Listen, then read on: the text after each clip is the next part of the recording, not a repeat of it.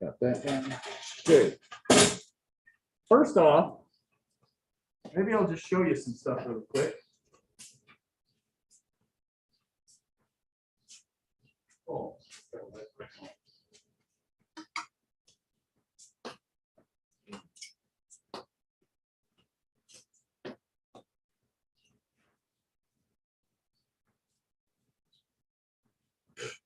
Can't see it at all. Should have just done this. That was dumb. I got a spring, right?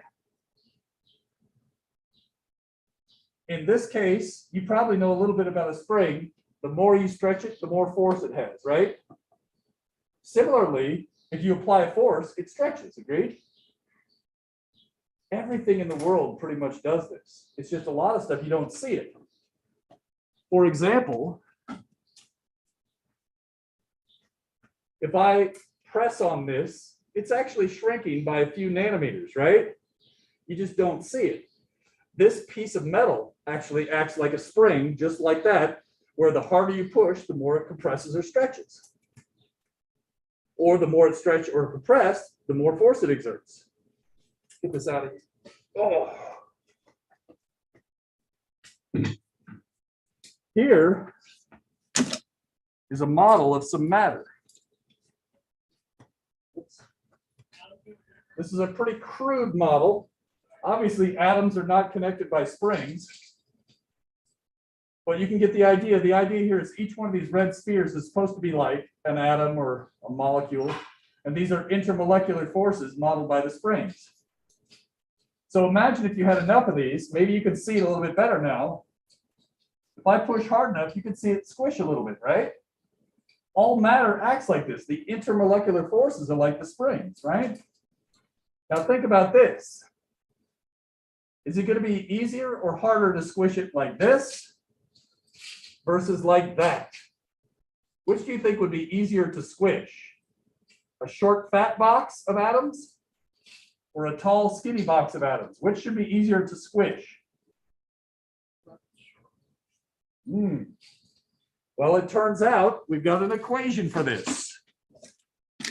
All right. Our old equation for a spring was force equals kx. And this was the amount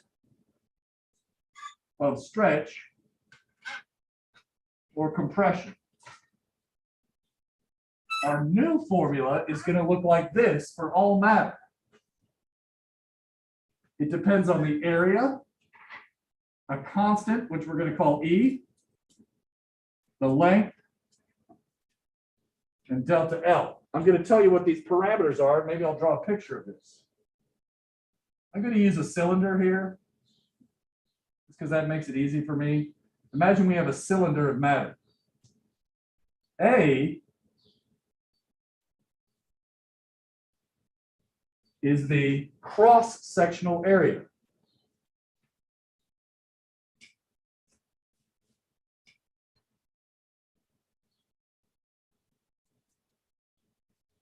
L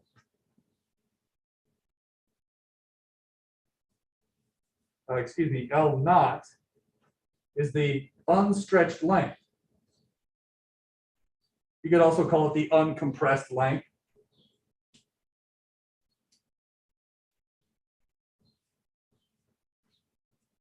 Delta L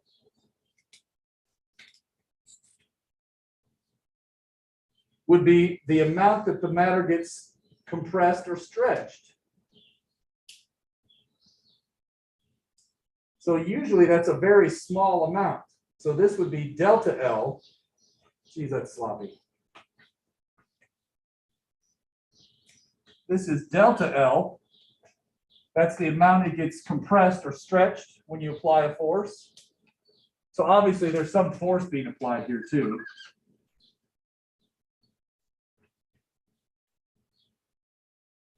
And then you might be saying, well, dude, if you apply a force to the top, doesn't there have to be, yes, there's got to be a normal force at the bottom for it to squish. You're right, you're right. Just whatever. Let me get through this damn thing.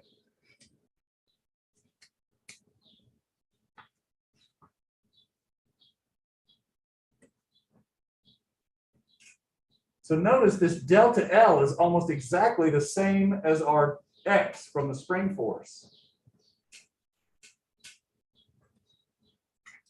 E is this new thing. It's called a modulus. In this case, it's called Young's modulus.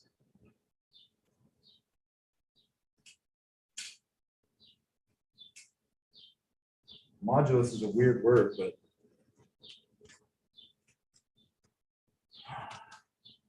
now let's go through some units really quick. All right, what are the units of the force up here? You know that one. Newtons. What are the units of a cross-sectional area? Meters squared.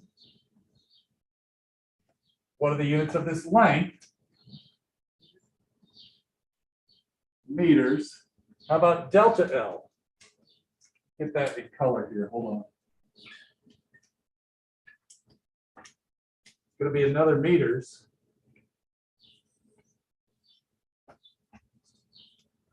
What has to be the units of E? Can you kind of do that in your head? I don't know if you can.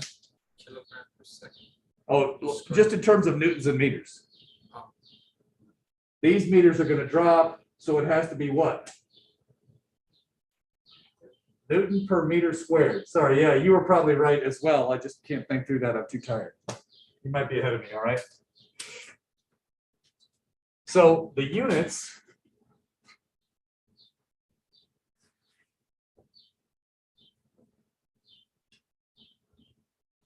turns out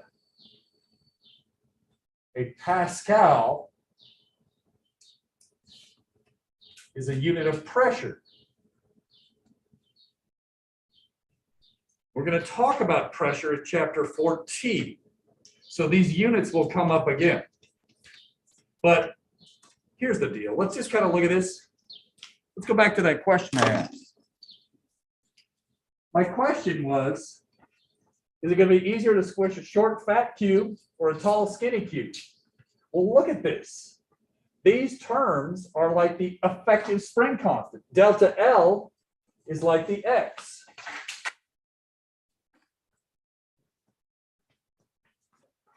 All right? The force is still a force.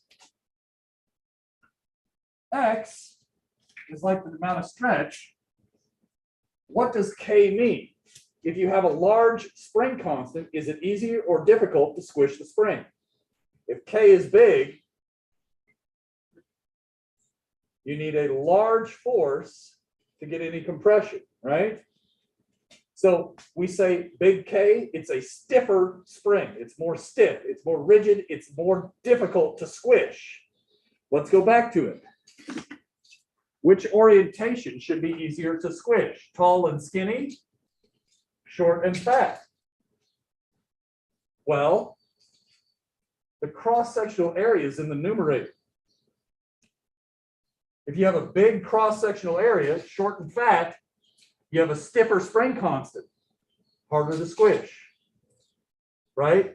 Similarly, if L naught is small, if you have a short length, that's also going to make a small denominator, makes a bigger spring constant. So this is like your effective spring constant for matter.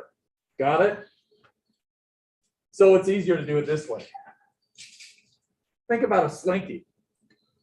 A slinky is very tall. It's very easy to stretch a slinky because L naught is enormous for a slinky, right? It's a very tall spring. All right, anyways.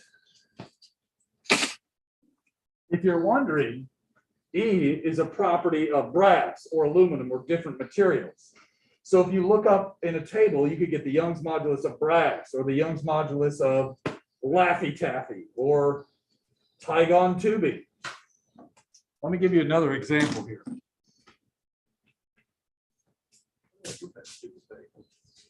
There it is. Take a look at this.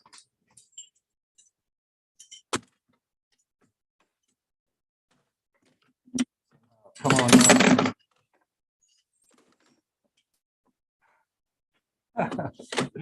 Oh, my life. Okay, we got this. We can do this. I can survive here. Come on now. What happened to the other S hook? Is it down there on the ground?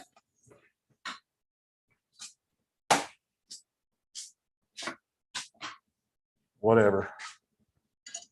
Oh, come on.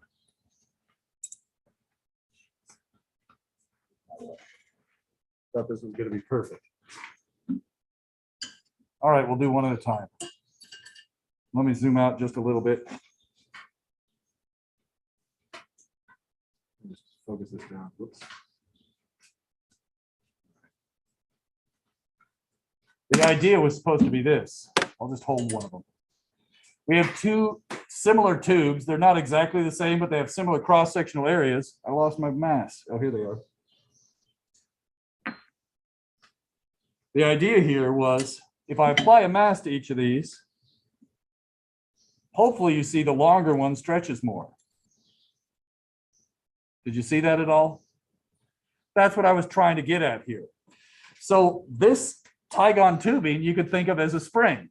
Now I chose this because it's a little stretchy and you can actually notice it from the back of the classroom.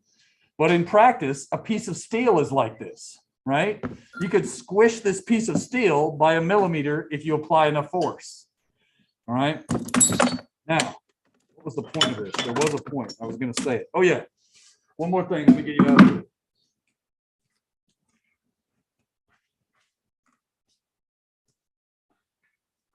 Come on.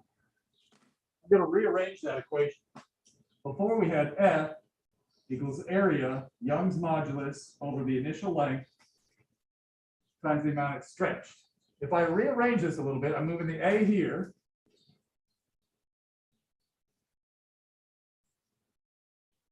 And this seems a little bit odd, but this is sometimes how you'll see it written in a material science book. This term right here is called stress. This term is called the modulus, as we discussed. And this is called strain. And this applies to a large amount of physical systems. To be clear, usually this is expressed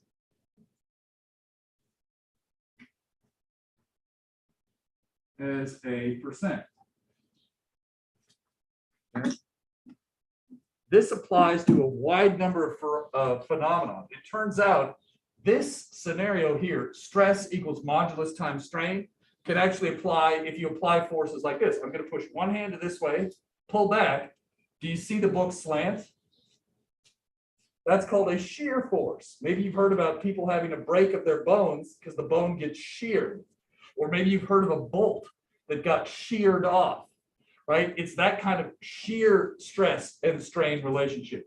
So there's another type of modulus called a shear modulus. If you take this same book and put it underwater and send it towards the bottom of the ocean, the water is going to be pushing on it this way, that way, this way, that way, every way. That's called bulk modulus. The whole point of this is there's a general class of material properties that this relationship holds for, whether it's squeezing things in bulk or just stretching them in one direction or shearing them. A physicist friend of mine, big into earthquakes, says, man, I wish people would teach this more, but there's only so much time. So if you're into geophysics or material science, I can talk to you more about this. There's some good questions in the workbook. Feel free to explore those. Let's call that class. All right. Oh, goodness. Whoops.